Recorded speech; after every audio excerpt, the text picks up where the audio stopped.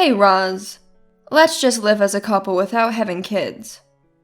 What? Look, you said that if we had a kid, you couldn't take care of me. So we just shouldn't have a kid.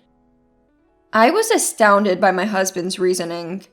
He was so self-centered, only thinking of himself. Upon hearing that I wouldn't take care of him if we had a child, he came up with this. My husband has always been a source of trouble with his behavior. And to think, when things get tough for me, he does such things? I wish I had never married. I am Roz, 27 years old, a working mother in my first year of marriage. I live with my husband Aiden, who is 2 years older. We met at a party 5 years ago. He was so kind to me. A gentleman, and I was quickly smitten. Our dates were always tailored to my preferences, and he would adjust to my pace. I made an effort to be a woman who could match him. Until then, I had moved out of my parents' house, started living alone, and aimed to be an independent woman. I thought Aiden shared the same values. But after we got married, I realized we were fundamentally different in our thinking.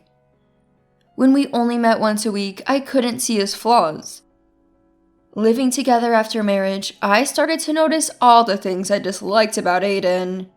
He is extremely clingy. Sure, there were signs when we were dating. I thought it was just him being playful, but I never imagined that was his real personality. In the morning, he wouldn't get out of bed, whining, "Roz, wake me up!" Or during meals, he'd want me to feed him, saying, "Ah." Even on dates, he'd cling to my arm. I don't remember marrying such a clingy, baby-like man. It's gotten to the point where I wonder if it's marriage fraud. Since we married, he seems to have noticed that I've become colder, and he started asking, "Hey, Roz, do you hate me now?" It's not like that, but can you stop using that falsetto voice to be cutesy? Why? You just liked me for my looks, Roz. Occasionally, Aiden would say that and show an exaggeratedly sad face. It makes me angry to be made out to be a bad person. I thought Aiden was kind and gentlemanly on our dates. I didn't know you were a baby inside. Can't help it, can I? Because Mom said I'd be disliked if I was the same at home. I was shocked by Aiden's statement. Could it be that his whole act was crafted from his mother Flora's advice? So, you were acting all along? Yeah, I slowly showed my true self and you seemed happy, Roz. I thought you had accepted the real me. With that, I felt sorry for Aiden. Without realizing he was being genuine, I had enjoyed myself. Turns out, even the dating plans were all Flora's ideas. Thinking I was being led around by Flora, I felt a surge of anger. But I didn't want to blame Aiden for that. Realizing his true nature after marriage and treating him coldly might have been my fault. No one wants their personality to be denied. Regardless of the act, even if he has a baby-like side, Aiden is Aiden. Since I chose to marry him, I thought I should make an effort to meet his personality halfway. So I made a suggestion. Then you can be spoiled sometimes, but there are things I want you to do yourself. First, wake up on your own. Stop expecting me to help you dress. Don't cling to my arm on dates. And I want you to share the household chores. I don't understand why I have to look after you while working full-time and doing all the housework. Eh? But that's what mothers do, right? What? Even when I tried to meet him halfway, it was pointless if Aiden said things like this. It seemed he wanted to replace his mother, Flora, with me. I'm not your mother. I'll become one when we have a child, but then I won't be able to take care of you. What? No way. But if you get pregnant, you'll quit your job, right? You'll have time to look after me then. That's not how it works. When we have a child, you need to take care of yourself. If you don't like that, then that's divorce, okay? I told Aiden firmly and didn't allow for any arguments. After that, Aiden stopped acting like a baby for a while. But about a week later, he said, "Hey Roz, let's just live as a couple without having kids." What? You said you couldn't take care of me if we had a kid, right? So we just shouldn't have one. I've been thinking all this time about how Roz could take care of a child and me. But I was trapped in the fixed idea that you have to have kids when you're married. I do want kids, though. What? But I looked it up, and raising kids is hard. Even if it's hard, I think having your own child is a happy thing. No matter how difficult, I want to have kids. So? Aiden's eyes suddenly lit up. He didn't seem to be thinking of anything good. Even if it's hard, I don't want to take care of you while raising a child. When we have a child, you need to become a father, you know? Grow up, please. Aiden nodded with a face that didn't look convinced. Your father is a craftsman, right? Yes, he's always away and Mom felt lonely. Do you dislike your father? Yeah, I don't like him.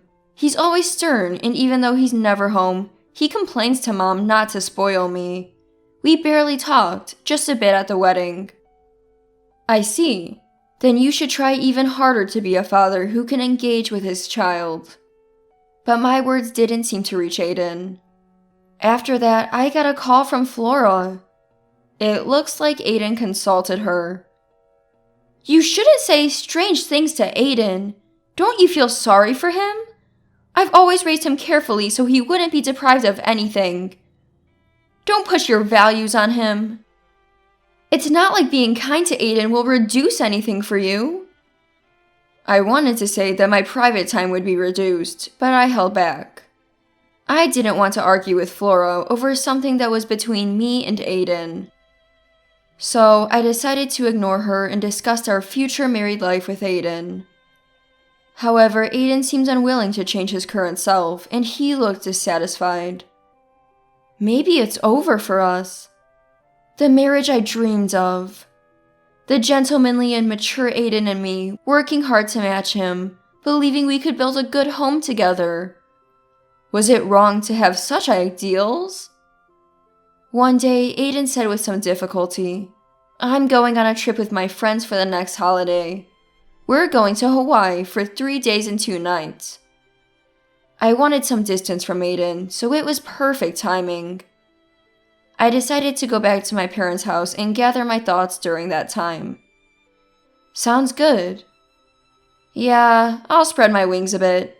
You should relax too, Roz. You can't rest with me around, right? That's not true. It's lonely being alone. I'm going back to my parents. After that, Aiden was busy preparing for his trip. Packing, buying what he needed, while I felt some discomfort and slight pain in my stomach, but went on as usual. But the day before Aiden left for his trip, I collapsed from severe abdominal pain. I was in agony and couldn't move. I couldn't do anything by myself. Maybe it was lucky that I collapsed while shopping. It was a hassle for the people around me, but I was quickly taken to the hospital.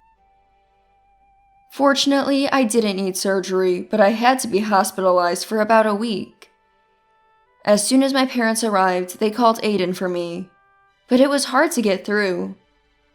They tried contacting his office, but it was past working hours and no connection was made. I also called several times and left messages, but got no response. During this time, my parents went to my house to pick up some stuff for me. Aiden finally called at 9 p.m. that day. But not to my mother who had called him, he called my mobile phone instead. Hello? Your mother-in-law called. What's going on? What do you mean what's going on? I'm being hospitalized. Oh, come on. Are you just trying to get back at me because I complained to Mom about you? Using your own mother to manipulate. That's low, Roz. I don't want to hear that from you. Anyway, I'm in the hospital right now. I need you to come tomorrow. Are you testing me to see if I'll skip my trip and prioritize you? I won't fall for that. Well, rest up at your parents' place then. Wait, Aiden hung up without listening to me. Unbelievable. He just makes assumptions and treats me like I'm dishonest. If that's the case, what about Aiden, who tried to manipulate me using Flora? Besides, I really am hospitalized. Reluctantly, I sent Aiden a message with a hospital name and room number. As expected, Aiden didn't come. Calls wouldn't go through, and attempts at messaging apps just rang without answer. I can't believe he'd leave his hospitalized wife and go on a trip to Hawaii. I told my visiting parents about this. That's terrible, not believing you're in the hospital? But we don't know if he really went to Hawaii, right? Maybe you should ask his parents. I was hesitant to contact Flora. She would probably take Aiden inside, and I felt like I would be the one blamed. But I hadn't talked much to father-in-law, Glenn, and though I had his number, I wondered if I should call. Then my mom said, "Let me handle this," and dialed Glenn from my mobile phone. "Hello, this is Roz's mother. Roz is hospitalized, and we've been trying to contact Aiden, but he doesn't believe us. Moreover, we can't reach him at all today. He might have gone on a planned trip to Hawaii with his friends." After talking to Glenn for a while, my mom said, "He's coming over right now." Glenn arrived shortly after. "I'm sorry about my son. Didn't you contact my wife?" he asked. "It was hard to contact Flora because of a past incident with Aiden," I replied. Glenn's expression changed. "I can't believe Roz has been inconvenienced. My wife and son have been terribly rude. You must be anxious about the sudden hospitalization." "No, my parents are here." "In times like these, my son should be the one by your side. When I get home, I'll give him a talking to and make sure he's straightened out," Glenn said with a wry smile. He was nothing like the stern figure Aiden had described, but rather courteous and considerate. It was clear it wasn't an act, unlike Aiden's behavior. The next day, apparently scolded by Glenn, Flora came in tears.